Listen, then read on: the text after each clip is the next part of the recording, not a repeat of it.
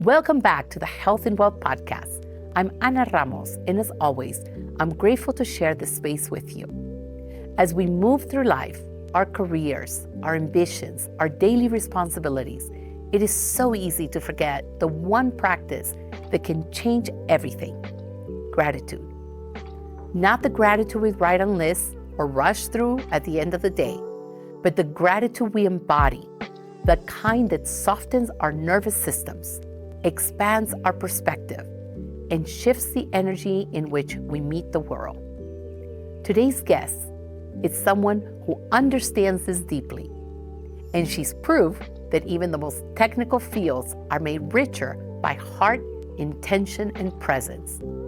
Dr. Dalene Deale is a fintech strategist, regulatory specialist, and the founder of Business Growth Hacking. She brings big picture clarity to complex systems, and her work influences some of South Africa's most important digital identity and financial frameworks. But what I find most inspiring about Dalene is not just her mind, it is her humanity. She's a high achiever who has learned to channel her ADHD, her lived experiences, and her unstoppable curiosity into a life filled with meaning, creativity, and purpose. Today, we'll explore how gratitude has shaped her path, how it supports achievement, expands resilience, anchors focus, and transforms the way we experience both our inner and our outer worlds. So take a breath, settle in, and let's explore the power of gratitude in a life fully lived, purposefully, and with a deep connection to well-being.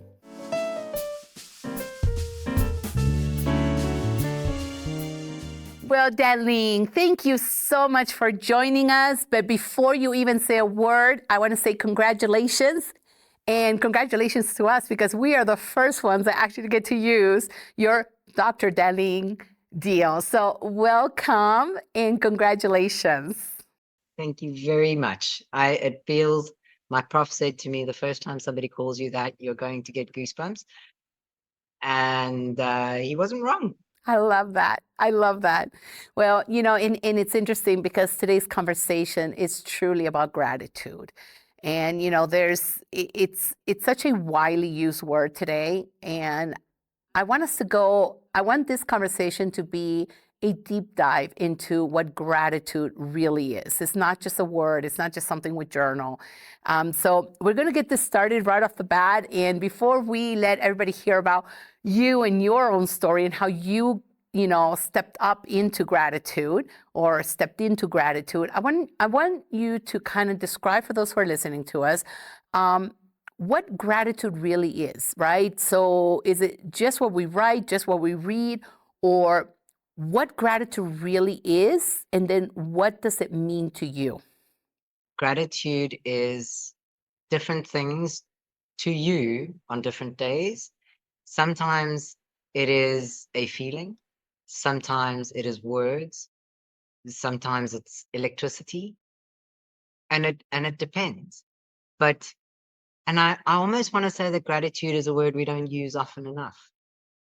Because we might say thank you, but I don't know if we pause and really submerge ourselves in gratitude quite enough. For me, I think being able to truly reflect and understand and feel gratitude is something that almost has healing powers. It definitely has the ability to make you shine. It's just, if you truly feel gratitude in every bit of your being, you can't help but smile, but you smile from the inside. So it makes you look and feel better. When you're talking about, creating a different state of mind and being, to me, it sounds like you're just embodying a state of gratitude. So Dalene, it's interesting because we were talking a little bit about this glow, and you actually just mentioned to me that just last week you went to a very big event in South Africa, which is where you are right now. And actually, instead of you going to people are coming to you. So Tell us a little bit about what people's reactions were. And then I want to hear a bit more about what happened in your own being that started to create that glow. So this event is a quarterly event, and it's run by the central bank, and I work with them sometimes, but I generally try and seek out individuals when I'm at these events, because everybody in our industry really gets together there, and it's a large portion of what I do in my consulting business. But when I went there, I mean, I started a new side business with a partner, and it has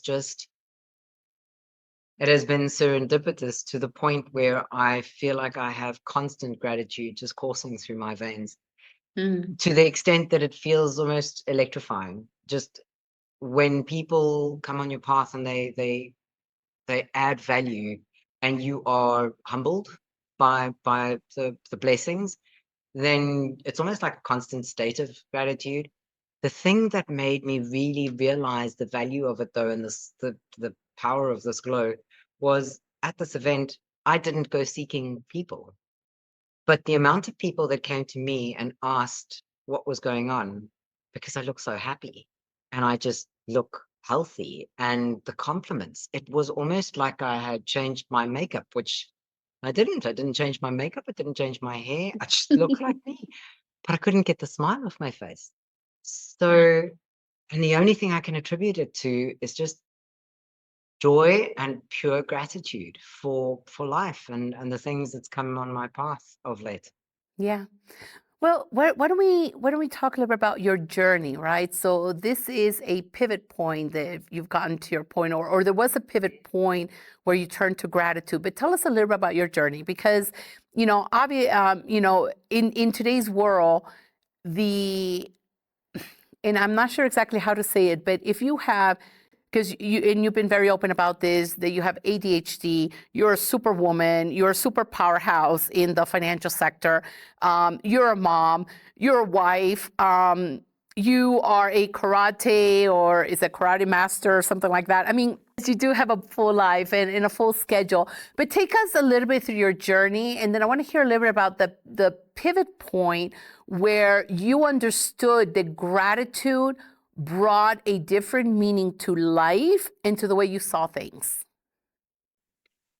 Do you know, I grew up in a middle class family in South Africa, and I mean, in South Africa, middle class means it's quite a broad spectrum, right? So, but I grew up in Soweto, which is Southwest Township in South Africa, which is very strange for somebody that looks like me. But I grew up not. I didn't have one for anything. I had a mom and dad and a stepdad also that really took care of me and loved me a lot. But we weren't well off, right? I wasn't going to be able to study after school, even though I had good grades, because we couldn't afford studying. And you sort of plod through life, right? And at some stage, I got to a point where I was working in financial services in the bank as a PA, and a lady by the name of Caroline Farmer one day said to me, "What are you doing? You're wasting your brain, because you're smart and you're ambitious. Just go study something." And I said, "Well, I don't know what I want to be." I was like 24 years old. And she said to me, "It doesn't matter. It's the art of studying that matters." So she said, "Pick something and I'll sign it off." Now, I spent 14 years in that bank, then 2 years in TransUnion Africa, running their fintech for Africa. Then I worked in fraud prevention and ran a fintech company, but I'd started my side hustle. But as you progress through life, everybody tells you how important it is to reflect, but nobody really teaches you how. So then one day I had lunch with a gentleman. So a friend of mine said to me, "Listen, this investor whose company I'd worked and consulted in a couple of times wants to meet me." And I was like, "Okay." I mean, I'm that person that I don't care if you're the CEO, COO, or the president of the country. I'm going to treat you like a human being. I'm going to say hello. I don't mind just treating whether you're a janitor or a president. You're human, and I'm curious. I want to meet you. And so I went into his office and said, "Hi, Michael. I'm Dalene. You wanted to meet me. Nice to meet you." And he says to me, "No, I want to get to know you. So the next time you're in town, let's have lunch. I thought, okay. And went to lunch with this guy. And I mean, it was nothing untoward. He's I want to say 60-something-year-old gentleman who's well achieved in life. And when we sat down, he said to me, he's heard a lot about me. I've worked in his companies, and he just wanted to know why do I work the way I do. I was like, uh, you sort of wonder. I was like, is this an interview? So you give the interview answer. He said, no, no, no, no. No, I want to know why you are the way you are. And he said, don't answer fast. Think. And I sat there, and I don't know if it was the way that he asked or what it was, but a couple of names popped into my head.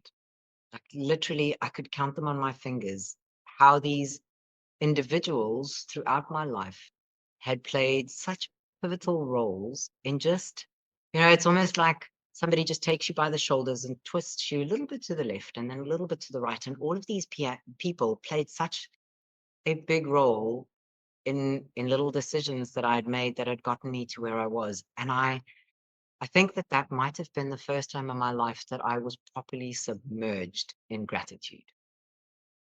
I'd never Wow. given those people like a second thought. It was just people that, sometimes people come on your path and they do things for you, but do you really think about it? And then, and it was a tough month. It was a tough year. In that month, I had to hand in my thesis for my executive MBA. I had lost my grandmother, who was my rock. She was an unbelievable matriarch in our family. This tiny little woman that was just this powerhouse and so humble and soft. And she had unfortunately passed away. And I'd also gotten retrenched out of a company that I'd helped transform. So it was a tough month. And I literally, when those names popped in my head, I wrote them down. And that list continues to grow all the time. And every time I had a tough day, I made an appointment with one of those people, and I tried to see them in person. But and if I can't see them in person, I at least have a video call with them because I want to look them in the eye. I mean, Anna, you and I are very much alike. We've only spoken a couple of times, but we always have a lot to say. There's a lot of things that come to your mind, and that's great. Never, It does, never. right? But the thing that I try to do when I meet with these people is I pick one thing, just one thing, and I thank them for it. And I tell them I'm getting goosebumps. I tell them what it meant for my life and how it impacted the decisions that I made that influenced either my success or the way I raise my kids or the way I treat my clients or the way that I study. And it's 9 out of 10 times they're surprised because they didn't even realize that that small thing that they did could have such a ripple effect that it would empower someone. And I think that that's the thing. If we stop to truly thank somebody for the thing that they did well, that blessed you, can you imagine how many more times they would do that with purpose and understanding? Do you know, I chased this guy, and I'm like a pit bull when I want somebody as a client, but I never managed to land this guy. And I phoned him and I asked him if I could just have a meeting. And he thought I was going to sell him something again. And I said to him, no, I just wanna have a conversation. And do you know what I wanted to thank him for? His smile. Anna, when you step into a meeting with this guy, and I've never met him in person, I've only ever met him on Teams, but he has the most beautiful smile. And it's the kind of smile that when even if he says no, he smiles at you in such a way that it just warms your heart like a furnace. And I had an hour-long discussion with this guy about how comfortable he has me in a meeting because of the way that his countenance towards someone. And at the end of it, you know what he said to me? He wishes we recorded it so he could play it for his kids. Do you know Oh, how that filled me? It's just unbelievable. That's so beautiful. That's so beautiful. It's interesting because just yesterday I had to be on a call.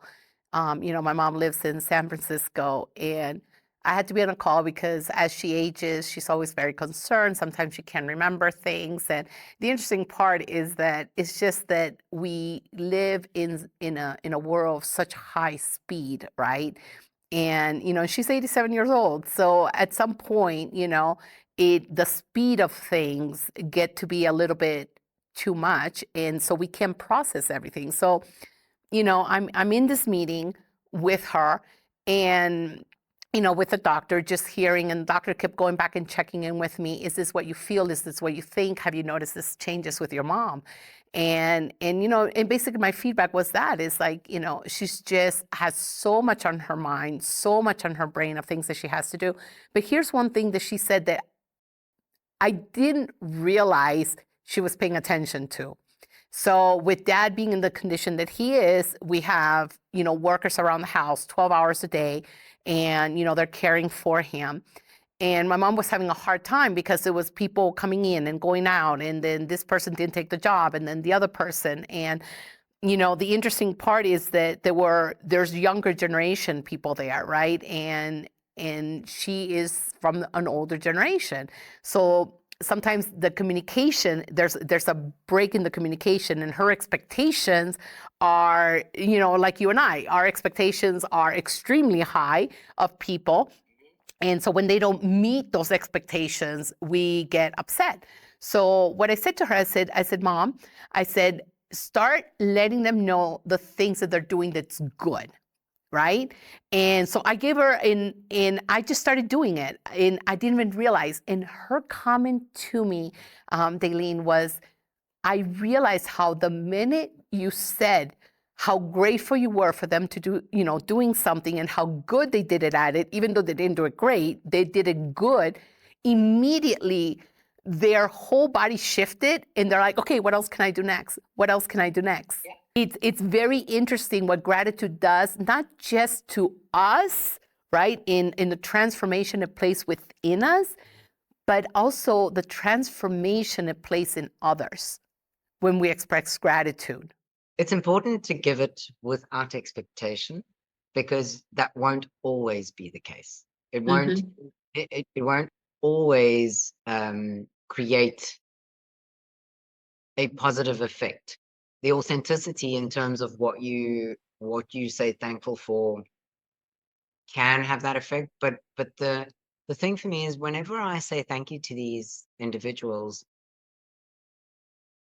because I pick one thing and then give them the why I'm saying thank you.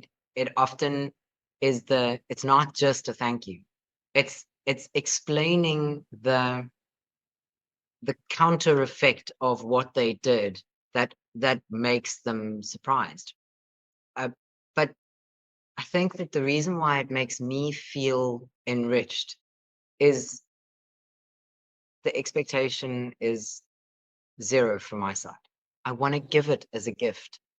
But the journey to get to the point of saying thank you and setting up the meeting, that the effort that's required, it's almost as if you're exercising the muscle of remembering why you want to have that conversation with that individual, what it was that they did for you.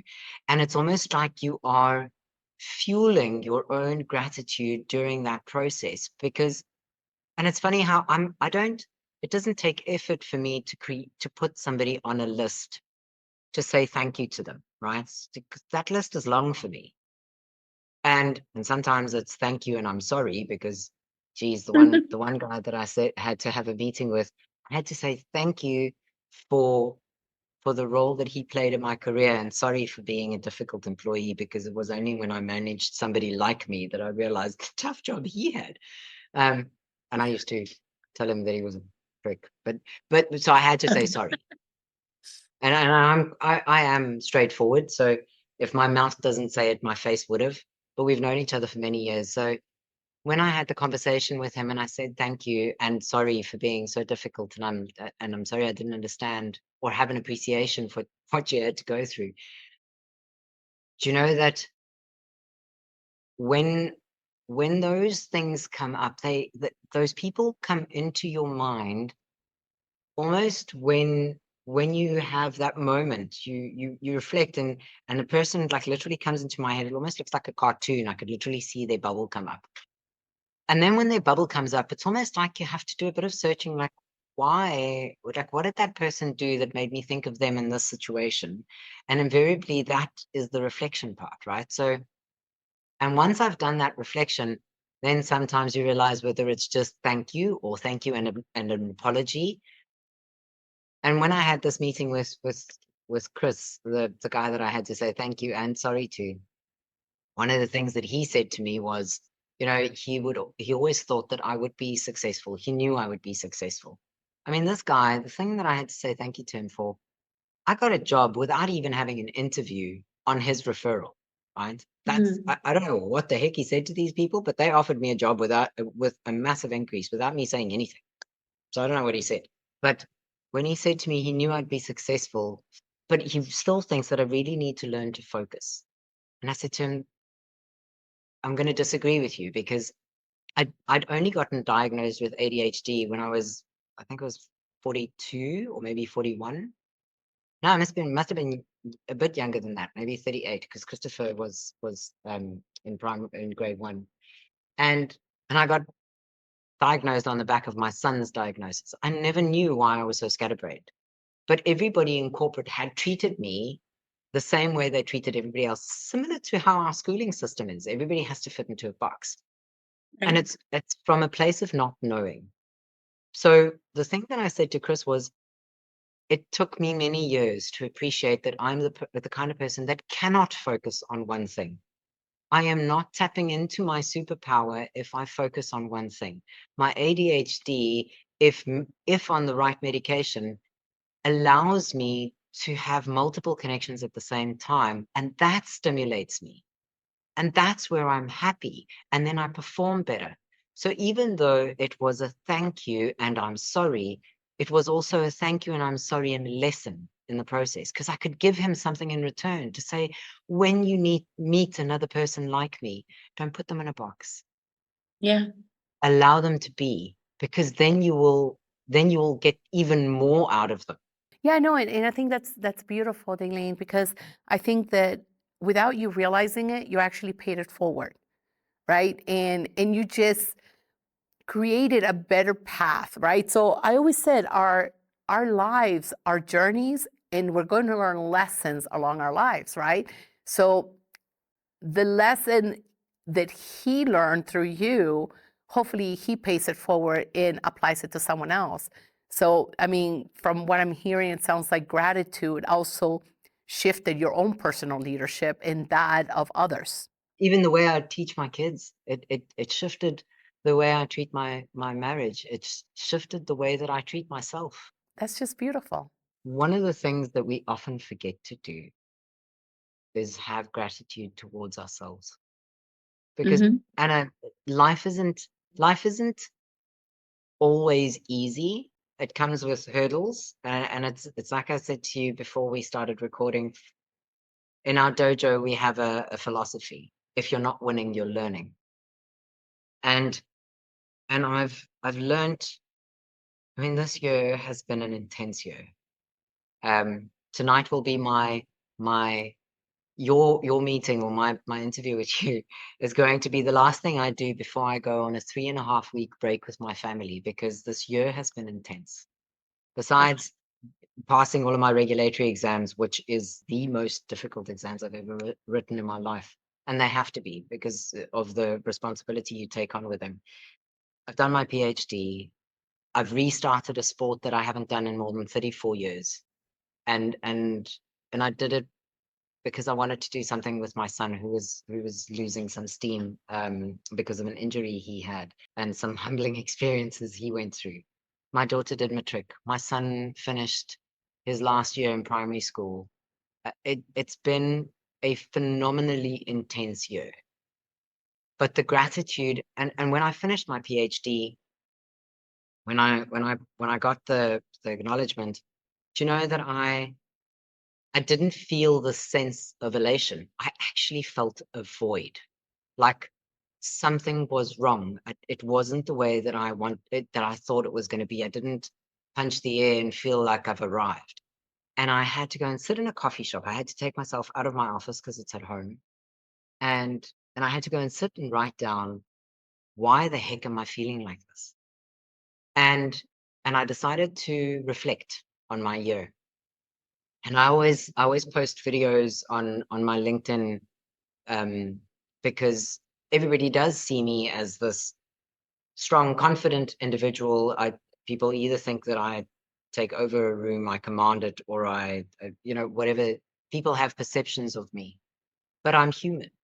And sometimes being vulnerable and showing people that I have crappy days too is my way of giving back to say, please don't think that this is all perfect, because when we only put good stuff on social media, we're selling a false story. So when I sat in this coffee shop and I made a list of the things that I'd achieved this year, and I thought, dear goodness, I didn't realize it was that much. I feel sorry for my husband. No wonder the man is like praying for break. But then I thought, okay, so now what?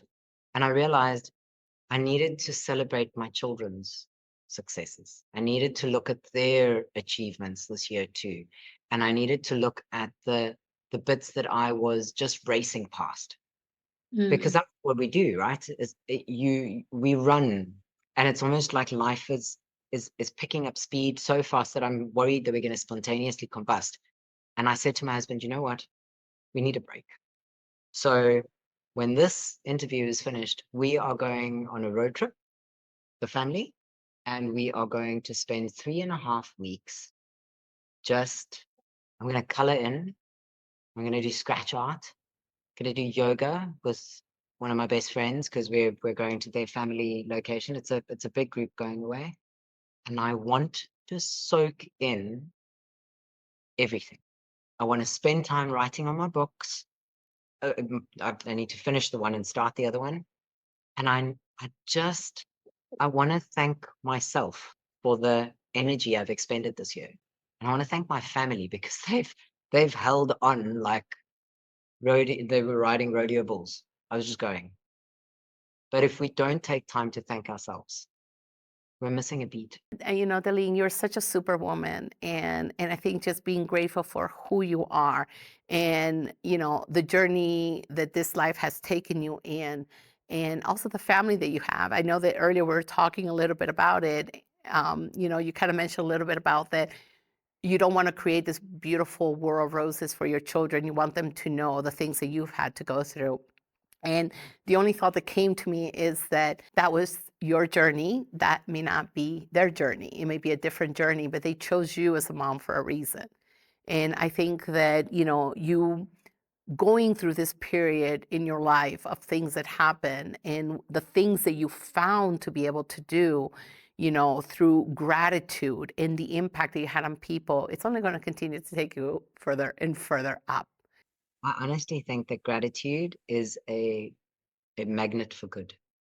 It has a pulling force that that old adage of fake it till you make it. And I think there's some truth to that. But so, for instance, in our family, we say prayers together at night, and especially if we've had like a scratchy day, when you just rub each other up the wrong way. Every now and then, my son or my daughter would say, I think it's time for us to say thank you, and then we'll pick 3 things, because I used to have a rule with them when they were little. If they were complaining about school, every time you gave me a complaint, you had to give me 3 good things that happened. That's a great biohack, by the way. So we are talking about biohacks. So we're going to count that as one of your biohacks. So I love that. So every time you want to complain about something, you have to write 3 things you're grateful about.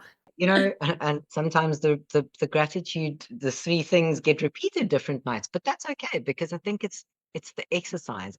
The fact that they have learned, and I think Christopher was about 4 years old when we started this, and the fact that they've learned, because I've said to them, a positive does not cancel out a negative.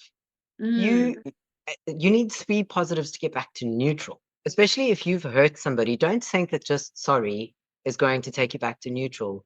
You've got to shift the behavior, and you've actually got to apply. It's like For me, 3 positives is the ointment required to get you back in the good space. As we're coming at towards the end, I did promise all the listeners that they were going to go ahead and they're going to get more biohack from us into their journey into wellness. So we definitely have one biohack, which is for every complaining, you got to write 3 things you're grateful for. I love the fact about just taking time, right? Regardless whether it's the beginning of the year, the end of the year, the middle of the year, our birthdays, whatever the timeline is, I love your idea, Dalene, that you just sit down and you figure out your entire journey, right? Everything you've been through and the people who've impacted that journey, right? And sometimes it's not just positive, sometimes it was also moments that they were not as positive, but they taught us something, right? And then you personally go to them and you thank them, or you write them a note, or somehow you let them know that you're grateful. Is that how you do it?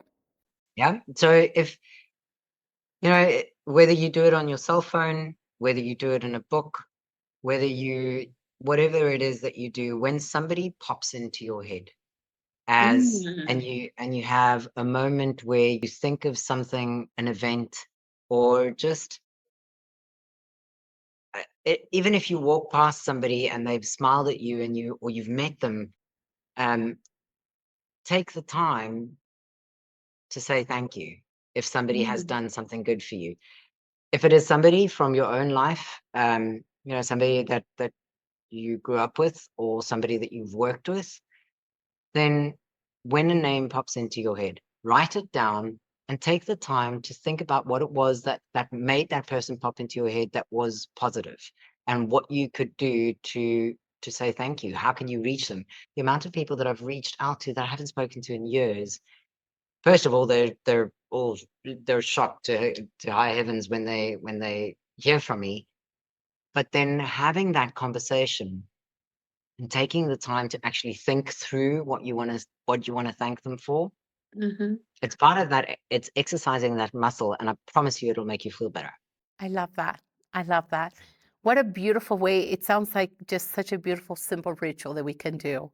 As I was taking the Uber here to the studio, and it was very early in the morning. It was beautiful, brisky here.